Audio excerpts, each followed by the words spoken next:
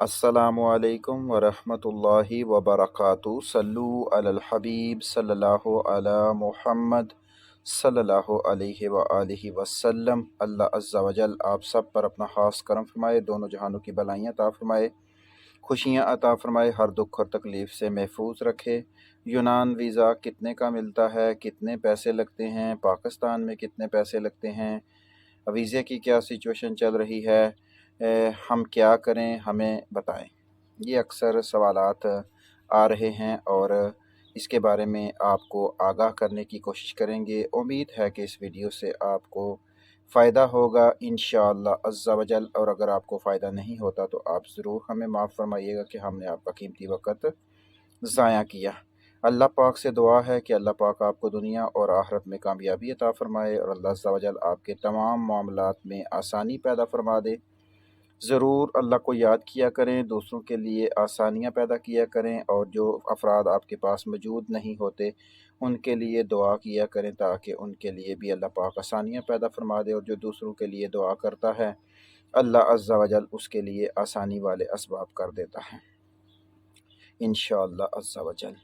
यूनान वीज़ा कितने का आता है? सबसे पहली बात तो ये है कि एम्बेसी में जो इस वक्त सूरत हाल है, क्योंकि अब टोटली अपॉइंटमेंट के ऊपर काम होता है और 15-16 बंदों को डेली के बेस पे जो हैंडल करते हैं, इसमें कुछ बंदे फैमिली अपॉइंटमेंट वाले होते हैं और कुछ जो है वो वीज़ा वाले होते हैं, और कुछ अपना इंटरव्यू देने आते हैं और कुछ जो है अपना पासपोर्ट रिसीव करने आते हैं। इस तरह की सूरत हाल है। कभी वीज़े की तादाद थोड़ी सी ज़्यादा हो जाती है, कभी कम, मिले जुले तासरात चल रहे हैं इस वक्त।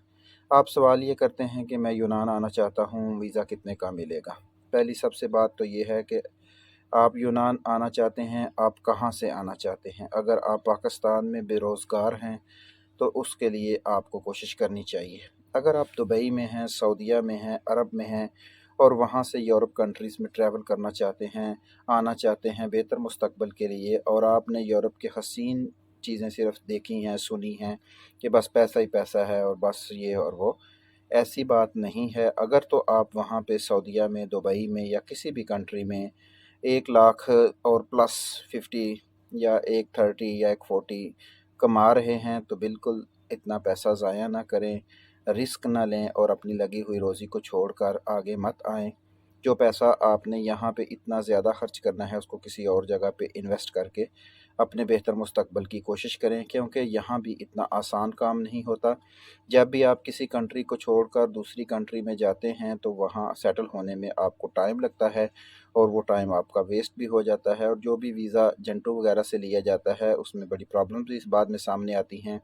अगर आपका यहाँ पे कार्ड नहीं बनता तो फिर आप 1 साल बाद अनलीगल हो जाएंगे और फिर आप अपने वतन भी नहीं जा सकेंगे, क्योंकि यूनान में जो पेपर्स वाला कानून है वो 7 साल का है। 3 साल वाला कानून इस साल दिसंबर में ख़त्म हो जाएगा और फिर वही होगा जो पीछे पहले कानून है कि जिस बंदे को यहाँ 7 साल हो जाएंगे उसको पेपर मिलेंगे। तो इसलिए जब भी कोई फ़ैसला करना है तो उसको अच्छे तरीके से सोच समझ कर करें। जट्टू की बातों में आकर या लोगों की बातों में आकर जज्बाती और फ़ैसला ना करें और जल्दबाजी वाला फ़ैसला ना करें। अब आपने फ़ैसला कर ही लिया है कि हमने यूनान आना है, तो यूनान के वीज़े में ये बात ज़हन में रखें कि पाकिस्तान में आपका 30,000 रुपया मेडिकल के ऊपर लगना है, 180 या 75 यूरो एम्बेसी की फ़ीस है, 15,000, 14,000, 13,000 यहाँ आपकी फ़ाइल तैयार होगी, वीज़ा फ़ार्म तैयार होगा, और ये खर्चा वो है जो आपको अगर वीज़ा ना लगा तो वापस नहीं मिलना। प्लस इसमें अब ऐड कर लें अपॉइंटमेंट, क्योंकि आजकल अपॉइंटमेंट भी फ्री नहीं मिलती। तो इसका मतलब ये हुआ कि 30 और 45 और वीज़ा फ़ीस अगर आपकी 180 है तो और ज़्यादा पैसे बन जाएंगे, और अगर 75 है तो कम पैसे बन जाएंगे। ये पैसे आपके ज़ाया हो जाएंगे अगर आपका वीज़ा नहीं लगता। अपॉइंटमेंट अब आपको जितने की भी मिल जाए, ये भी आपके सामने ही है सारी हकीकत। अब सेकंड मसला ये है कि चलें यार, मैं पाकिस्तान का नुकसान जो है ये बर्दाश्त कर लूँगा, कोई मसला नहीं, 2 लाख का नुकसान है। अब आपने यूनान में किसी से वीज़ा लेना है तो अगर तो आपका कोई रिश्तेदार है, आपका कोई साथी है, आपका कोई दोस्त है, वैसे तो जो अब तक के हालात हमारे सामने आए हैं और हमने जो देखे हैं और जो लोगों से बातें की हैं उसमें तो रिश्तेदार जो हैं वो ज़्यादा रगड़ा लगाते हैं दूसरे बंदे से। रिश्तेदार पूरा दबा के जो है ना वो पैसे लेते हैं اور ایسے کیسز میرے سامنے آئے ہیں جس میں رشتہ داروں نے پورا دگڑ بند کیا ہوا ہے بندوں کو۔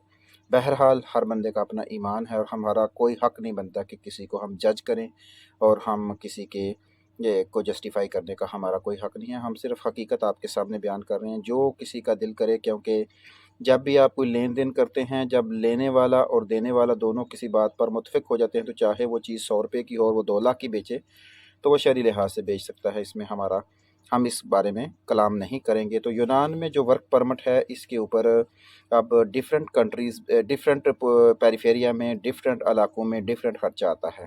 ویسے تو اس کی اوریجنل فیس ایک ہی ہے، لیکن اب یہ ہوتا ہے کہ اگر آپ اس کو کوئی مالک آپ کا جمع کرواتا ہے تو بعض دفعہ ہوتا ہے کہ مالک خود پے کر دیتا ہے، بعض دفعہ یہ ہوتا ہے کہ مالک کہتا ہے کہ ویزا لگے گا، تو ٹھیک نہ لگا تو آپ نے مجھے اس کا نقصان دینا ہے۔ مختلف ایگریمنٹ ہوتے ہیں جس طرح کسی کا ہو جائے۔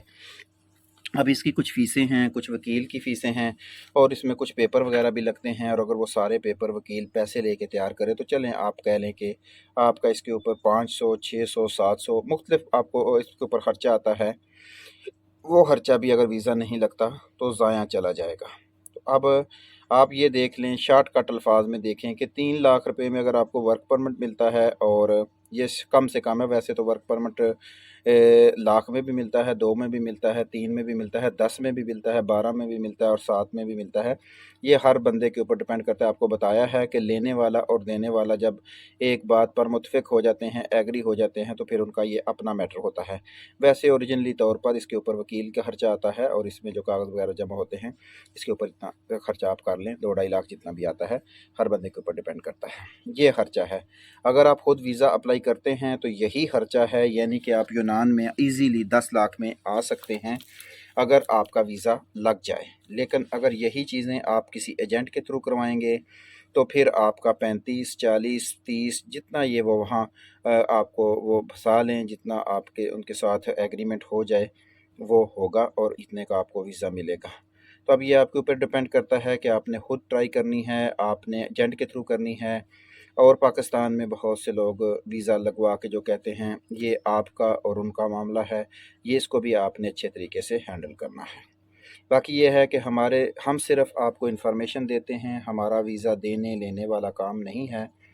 اور اس میں یہ ہوتا ہے کہ بعض دفعہ کچھ ساتھی ہم سے رابطہ کرتے ہیں کہ میں یہ چیز دے سکتا ہوں، میں یہ چیز دے سکتا ہوں، تو اس صورت میں ہم آپ کو بتا دیتے ہیں۔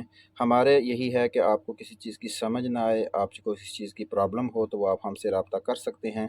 جہاں تک ممکن ہوا آپ کو انفارمیشن دینے کی کوشش کریں گے، جو حق اور سچ ہوگا وہ آپ کے سامنے پیش کریں گے، فیصلہ باقی آپ نے خود کرنا ہے۔